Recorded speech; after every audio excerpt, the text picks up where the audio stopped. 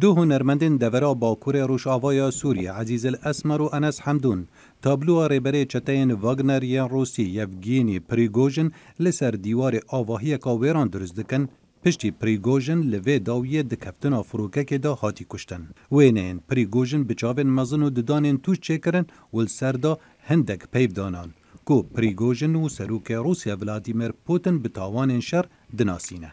تابلوها لسر دیوار آواهی کاویران جه اگر هیرشن فروکن روسی بسر ادلبه درست کرن کو عزیز الاسمر یک جهونرمند دانه دبیجد بعد ورود انباء مقتل بروغوژین پشتی گاشتنا پیام کشتنا ریبری واگنر پریگوژن او دیگر سلوکیوی یه تمامبار پوتین و با آلیکاری اسد و به هفرا سوری و اوکرانی کشتین دلخوشیک دنافرنجدوان باکوری سوریا دا پیدا کریا جبروه که متابلویک لسر دیوارن وان آواهیان اوین به دست وان ویران بوین درست کریا.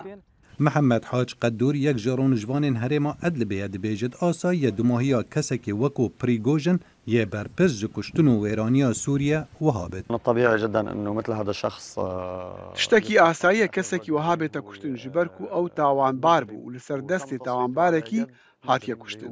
او جی پوتینا و او شاهد تاوان پوتین بو. اگر صبحی دادگاه نفرنتوی پیدا بن و های آلوزیان جبو پوتین درست بکد. چکدارین واگنر هر سال 2015 لآلی حکومت سوریه تبلی شر سوریه بوینه و آلی کاربون که حکومت بشار الاسد جاره کادن دست خوب سر دورین مزن سوریه داند.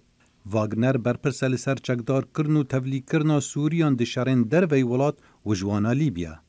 چتاین واگنر هبونکا مزن لسوریه هیا و بجداری اپراسیونان دجی هریمن بن دست کردان لدیر زوره بوینه.